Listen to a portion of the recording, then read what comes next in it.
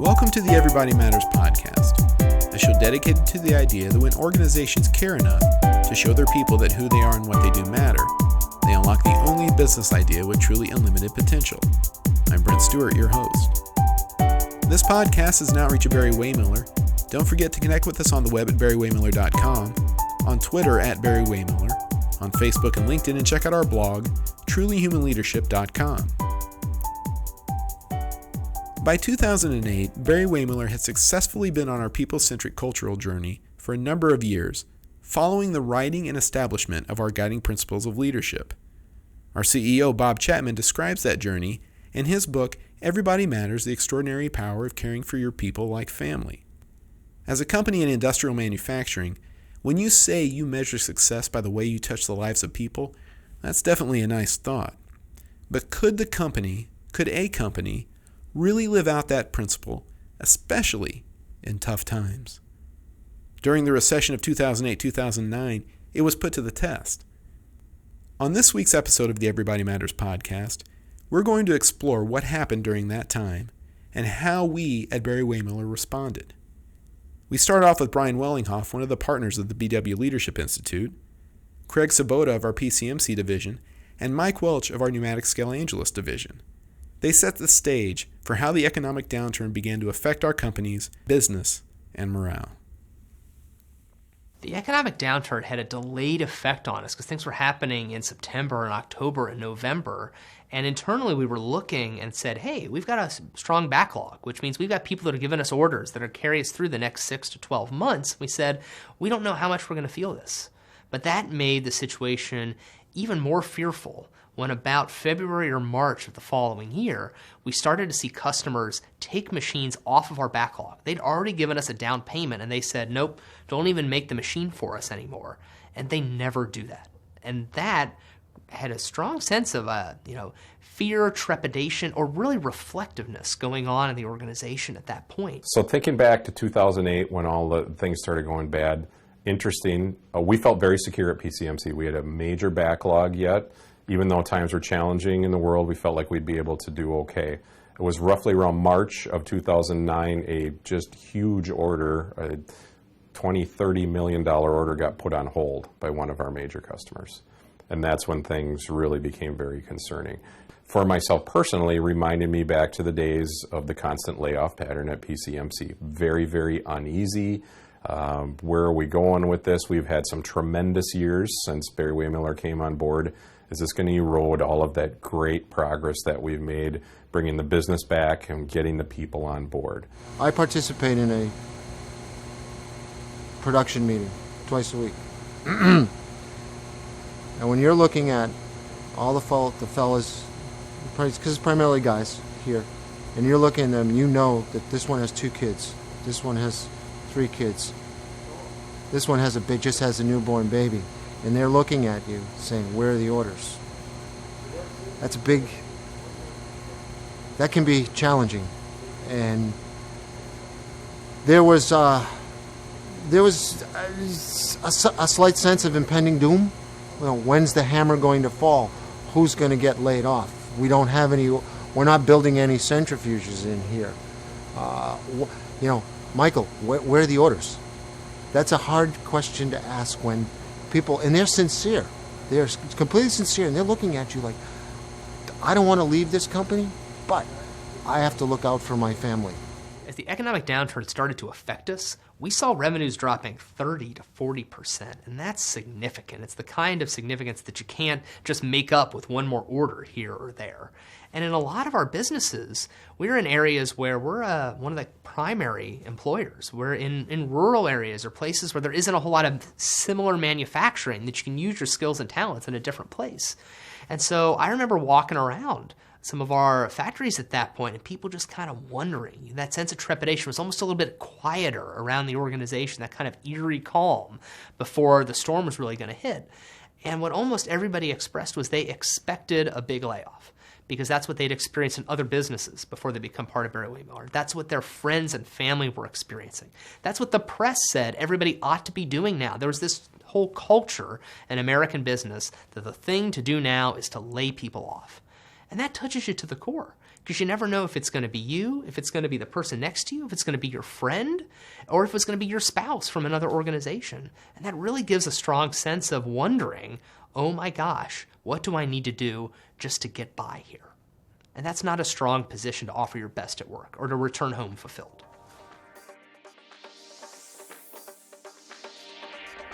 Initially, Bob Chapman and other Barry-Wehmiller leaders were confident that our companies would weather the storm. Here's Rhonda Spencer, Barry-Wehmiller's Chief People Officer, and Bob Chapman discussing their initial reactions to the crisis.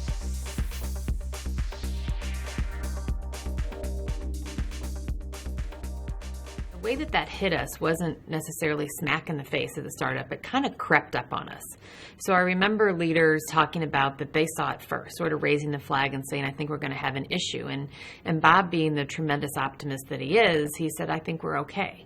If we looked at the bulk of our business and the work that we had done to build a business that was really designed to sustain any economic challenge, that we had a lot of confidence. And because in some of our businesses, we'll have backlogs that could be 8 months to a year long, we're somewhat insulated from what was happening in the market.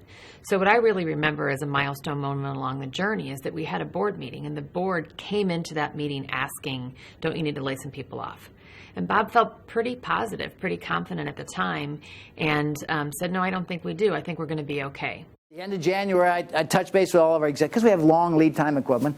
So I talked to all our executives and said, I'm going into a board meeting. Give me your sense. And they said, we think we're going to be okay. I walk into our board meeting, and the first thing our directors say, because it's so classic, it's like burping a baby and they cry. They said, do you need to lay off somebody?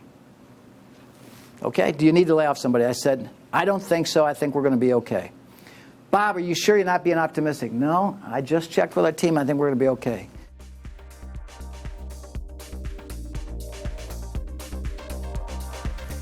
It wasn't long before the economic crisis began to deepen, and Barry-Wehmiller was going to have to face some difficult and important decisions.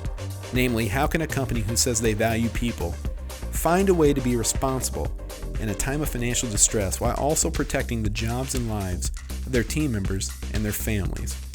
Here, Rhonda Spencer, Brian Willinghoff, and Bob Chapman share how the organization arrived at a response.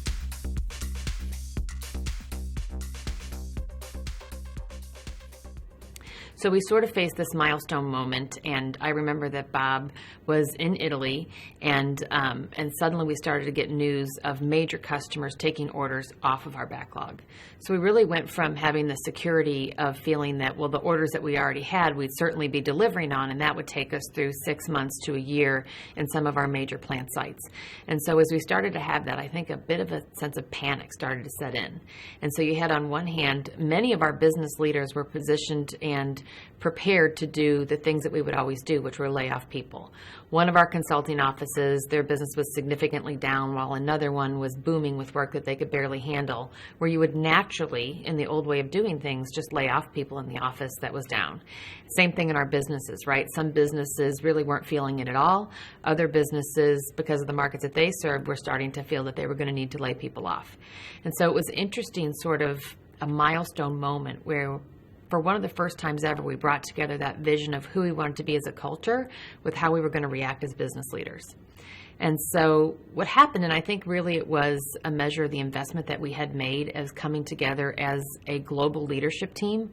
Bob, from his hotel room in Italy, typed a set of talking points, and he just started with the question of how would a caring family respond?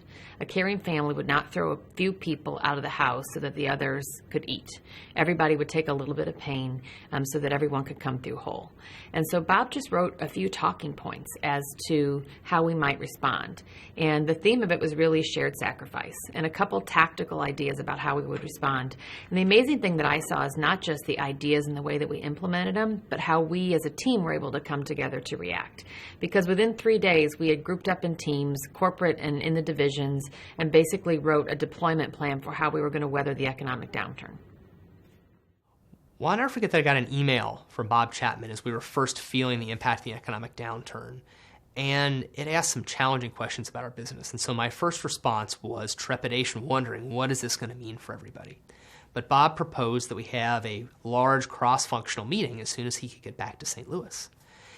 And what really struck me is that it wasn't one or two people making indiscriminate decisions in the organization. There were task force of a large group of cross-functional people from our culture and people development group, from organizational empowerment, from the leadership of different businesses. They were going to come together and look for solutions together. And that was the first sign to me that things were going to be different. It wasn't just going to be one decision maker. It wasn't just going to be indiscriminately making decisions without information. It was going to be searching for information. It was being thoughtful and reflecting. And as soon as I saw that happening, I was very confident we would come to something meaningful, not even knowing what that was going to be at the time. And what I saw come together is I was actually on the team that said, if we need to part ways with people, whether that's through a voluntary retirement package or a layoff or some other means, how would we treat people most respectfully in that process? So our team spent days working on, what would severance look like? What would placement services look like? How would the communication go? How would we respect people as much as possible if there was some separation or transition from the organization? So I thought, again, these thoughts come to me. I don't know where they came from. I thought, what would a caring family do if the family was stressed and everybody would pitch in? So I came up with the idea of furloughs. What if everybody in the company took the time off so nobody would have to be let go? And I and a couple of other things, even and suspended 401k matches, which is about $1.5 million a quarter, so $6 million a year. So I put together some thoughts, and I emailed it to our team, and I said, we've got to do something. Here's my suggestion. What do you think? And within a matter of 10 days, we implemented almost $20 million of initiatives where nobody got let go. So how would a caring family respond in a time of crisis? By sharing the burden. Listen as a few Barry-Wehmiller team members describe how Bob's plan was received and how things worked out during this time. We begin with Sarah Hanna, a partner in the BW Leadership Institute, and then you'll hear from Tom Radlinger, a production line teammate from our BW Paper Systems division, Tim Sullivan, Barry-Wehmiller's group president, Converting, followed by Brian Wellinghoff and Mike Welch. So this was really from the top down. Bob Chapman reduced his salary to his starting salary when he began his career at Arthur Andersen. As sales executives whose job it is to bring in new business for the organization sacrificed by reducing their incentives. Business units that were doing well, people still took a furlough. You think about how would a caring family respond? We would all sacrifice some so that nobody would have to sacrifice a lot. For those individuals who truly were paycheck to paycheck and could not take their 2 to 4 weeks of furlough, we had people donate days. And you could donate and volunteer to take off more so that others didn't have to take off any. And it actually became a great coming together across the organization of how we're going to get through this as a family. If somebody, let's say it was a single person or didn't have that many bills, if the work, let's say in the machine shop, for example, if that work area allowed it, that person could take, you could swap, say Joe didn't want to take his week of furlough and Mike wanted it, so Mike would take Joe's week, and it worked good. Kept Joe working and kept Mike at home, when he could afford to be at home, which worked out good. It was a good program for everybody. So during that period of time when we did have people working and we still didn't have enough work to have them be productive, we had them working on all sorts of lean activities. We made an investment for the future. We had projects that, of course, you always have lots of projects that you can't get to when you're very busy. Well, we used this period of time where we weren't very busy to advance a lot of those projects.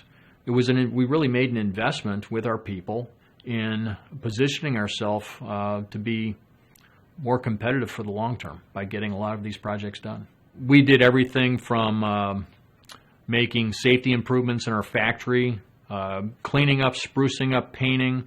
We did a lot of Kaizen events where we improved processes. We do Kaizen events routinely anyway, but we tend to have to fit them around our business. We were able to accelerate a lot of these events that led to improvement in processes that made us more competitive and more productive for the long term. When the business came back, we hit the ground running. We had the talented people in place, we had the skill sets there, we had the knowledge there, and now, again, we took advantage of that period of time. We had improved processes. I think we were leaner, no pun intended. We were meaner. We were ready to go. I think our customers benefited, again, bringing work back to us. They expected a ramp up. And in fact, we were able to not only react with our traditional lead times, but in many cases, even improve lead times. We had some great stories. We talk about catching up on Kaizen events around our shop. Well, when people had 2 or 4 weeks off, and it was in the summertime, in many cases, they were able to take time off when the weather was nice. They were able to spend more time with their family. They got projects done around the house. One person told me he was finally able to finish his basement, which he had been working on for 12 years. Another person said, my wife had been bugging me to expand the deck on our house, and of course it was I was able to never get around to it, and now I had no excuses because I had this time available. So we had a lot of very positive stories about how people actually use that time to benefit their personal life. I was young at the time. I didn't have a family. I wasn't married. And I have to admit to you that I was actually excited to take some additional time off. I traveled to Australia on my furlough time and fulfilled a lifetime goal of scuba diving the Great Barrier Reef. It's something that I might not have had the chance to do otherwise. So I actually took off more furlough time than I was asked to take. And what that allowed me to do is those additional weeks, 2 weeks, went into a common pool for those people that couldn't take the time off, that couldn't miss, an extra paycheck or something. And that felt really good too. It felt that the time wasn't just time off, it was a gift to another meaningful person in the organization that I wanted to still be around. We saw that if everybody was willing to sacrifice, that's what every single person in the organization, I don't even say it was a sacrifice. We did it willingly. We volunteered because I knew that even if it was whatever little part that I played, someone else could keep a job. Because again, we have to keep in mind, it's not just the employee. We affect everyone within the employee's family. If we take the word family, which we do in the Barry-Wehmiller family, the people here, the 35 that I'm associated with on it every single day, their families are impacted by what we do here.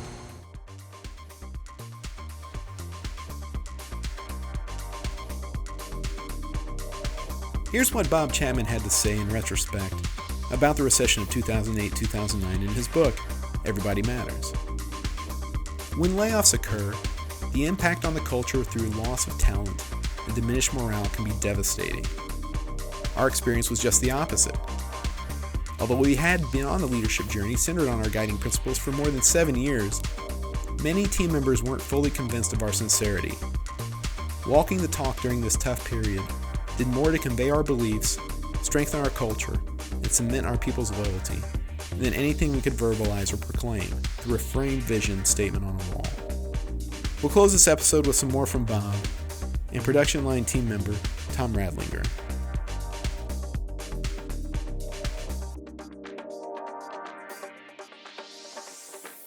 It was amazing, the reaction of people, because they were ready, clearly they were walking on eggs thinking it was their job or their friend's job. Because, one of the things you can't do in a reduction of size, you can't anticipate the impact on the collateral damage. My son worked at KPMG at that time, consulting, and they had a massive reduction in consulting. He made the cut. He didn't get cut. But the 3 guys sitting next to him who knew their kids, their wife, and their families did, and he was demoralized. So he stayed, but he saw these 3 families lose their living.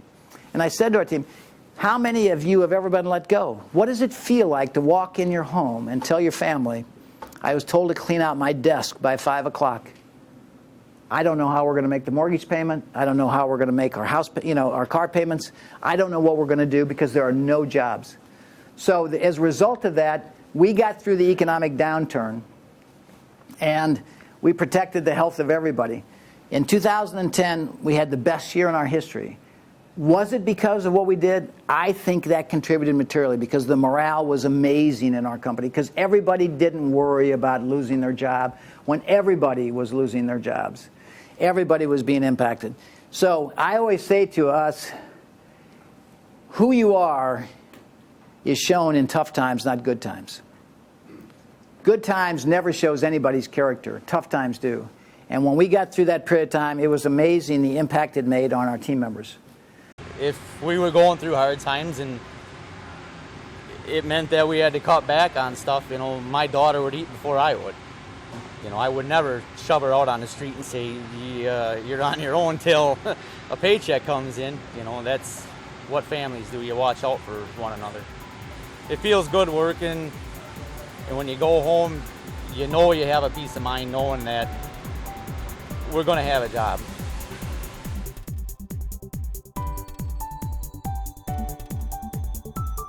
If you'd like a more in-depth account of this story, check out Bob Chapman and Raj Sisodia's book, Everybody Matters: The Extraordinary Power of Caring for Your People Like Family. You can find out more about that book at everybodymattersbook.com. For updates on the book, on Bob, this podcast, for a lot of great content and insight, don't forget to connect with us on the web at Barry-Wehmiller.com, on Twitter at Barry-Wehmiller, on Facebook and LinkedIn, and check out our blog, trulyhumanleadership.com. I'm Brent Stewart. Thanks for listening, and don't forget, Everybody Matters is the only business idea with truly unlimited potential.